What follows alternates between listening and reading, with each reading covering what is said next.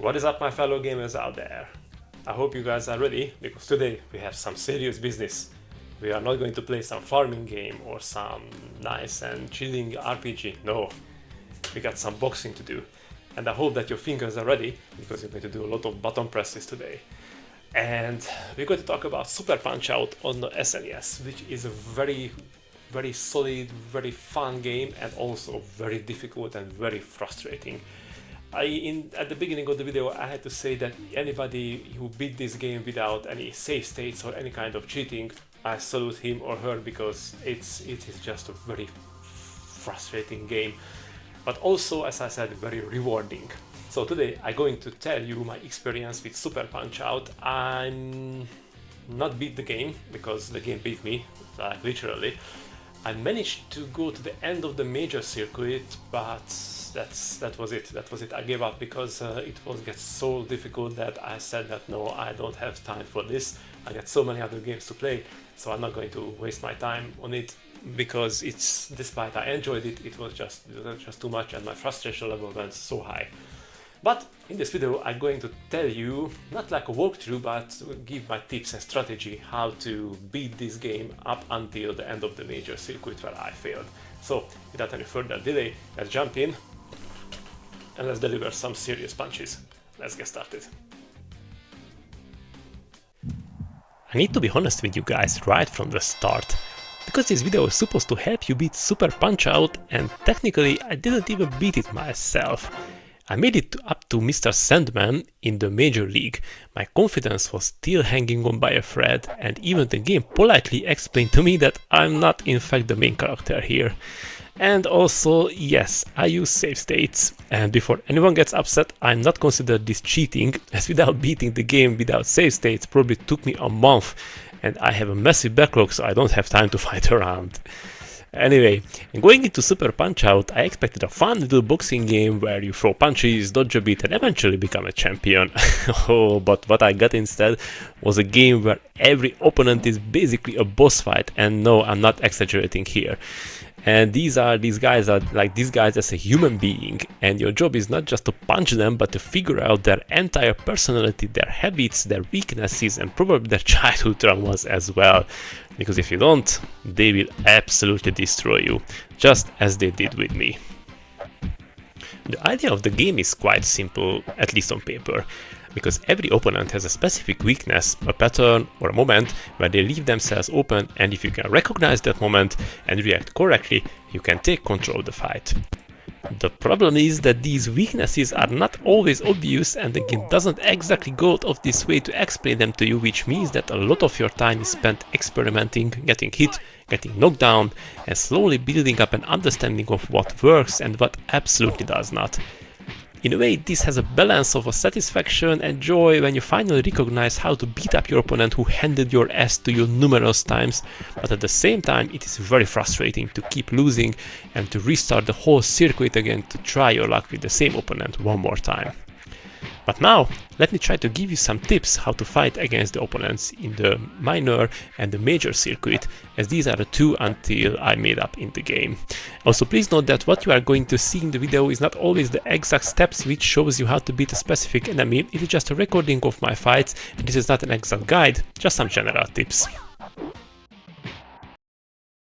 Alright, let's get into business. Our very first opponent is Gabby Jay, who is less of an opponent and more of a warm-up exercise that somehow made it into the game, because he spends half the fight almost apologizing while you repeatedly punch him in the face.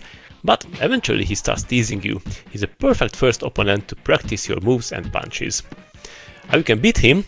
You just block his painfully slow punches and counter with headshots, because anything works here, and if you lose this fight, the game should just probably turn itself off out of respect.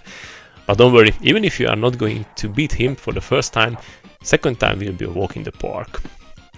But the next opponent will be Beer Hugger, and he looks scary as he is a big guy. This is where you have to start to make your strategy. His stomach looks like his weak point because it's right there, big target, very inviting, and that's exactly the trap. You hit his body and he basically shrugs it off like you just tapped him with a pillow. And if you look at that belly, that is basically a big pillow. So, How do you beat him? Ignore the body completely and focus on head punches, especially right after dodging his slow, heavy swings, because his head is where the real damage goes through. And if he grabs you, well, congratulations, you are about to experience why his name is Bear Hugger. But if you focus on his head, the fight will be quite easy. Alright guys, let me introduce you Piston Hurricane. He looks like a proper fighter, and this is where the game stops being polite and starts to beat your ass. Piston Hurricane is faster, more aggressive, and very happy to punish sloppy play. This was the first time when I really started struggling and could not find a way to beat him, but eventually I found his weak spot. You have to block his rapid punches or go sideways, watch his rhythm carefully and counter with quick head combinations, but don't get greedy because he will immediately remind you that confidence is not a strategy.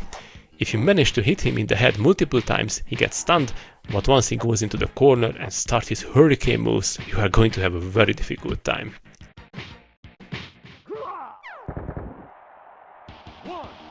Well, if you manage to beat Piston, congratulations, you are made into the major circuit where everything will be even more difficult, so take a break, you have 1 minute until the next match starts. And Bob Charlie will be the first opponent in the major circuit, and he looks like he accidentally walked into the wrong game and decided to turn the fight into a dance performance, constantly bouncing around and throwing unpredictable attacks that feels chaotic. But here's how you can beat him. Watch his movement closely and time your punches when he steps in, because trying to chase him will only make you look like you are shadowboxing against yourself. Oh boy, here comes Dragon-chan, and he is a real bastard. I hated him.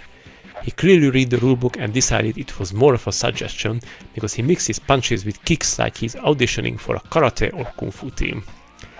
Beating him is not easy, but it is possible. When he jumps for a kick, dodge at the right moment, when he jumps for the second time and immediately counter with head punches, because that's your best opening, and if you miss it, you're getting launched across the ring.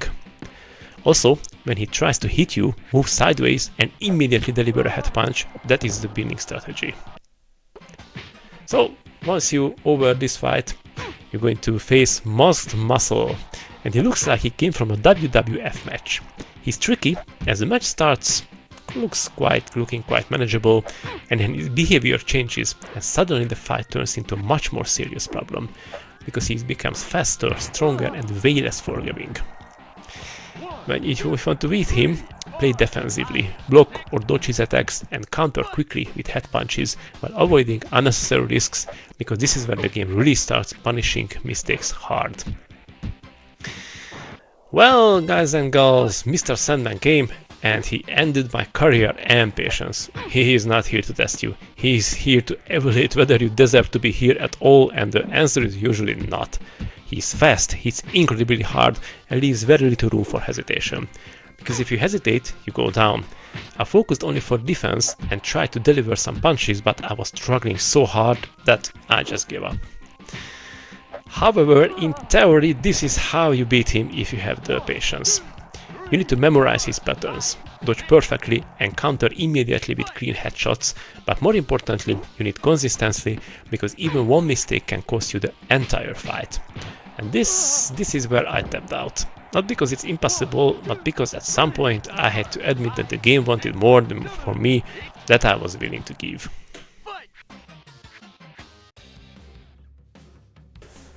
So, should you play Super Punch-Out on the SNES? Yes, in my opinion, definitely.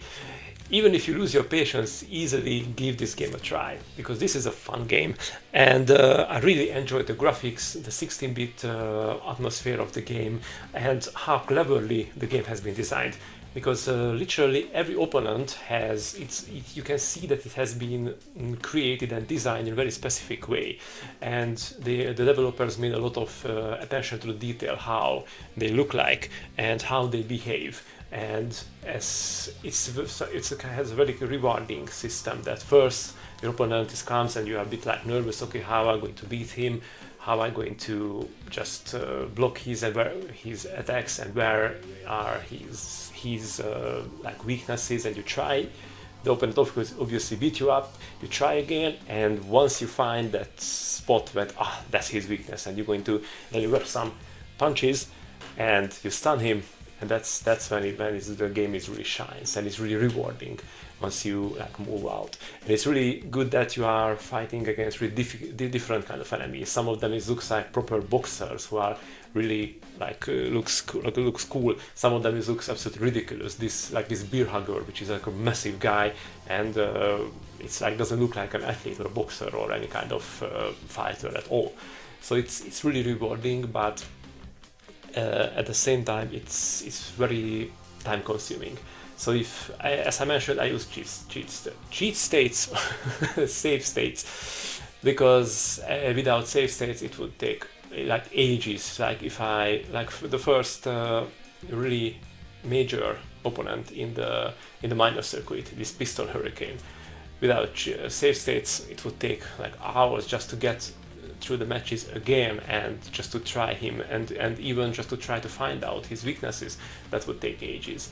But I think in this regards, using save states is okay. And I also made a community poll with you guys. I was asking my viewers and subscribers, what do you guys think about using save states? And I know this is a topic of another video, but the major votes were like saying like, okay, it's fine using if the game gets like too difficult, or there are no save points often. It's absolutely fine if you otherwise wouldn't be able to play the game without the save states.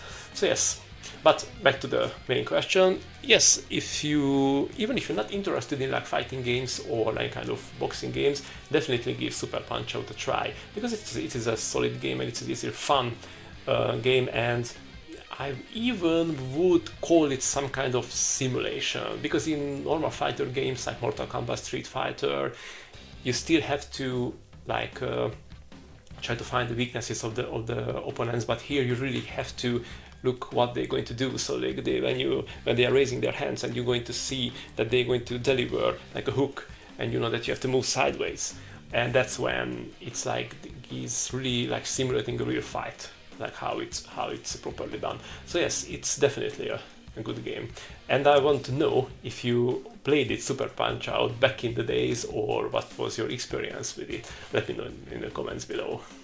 So yeah, I hope that you found this video helpful, and I'm going to see you in the next Backlog Quest. Thank you for watching, and bye bye.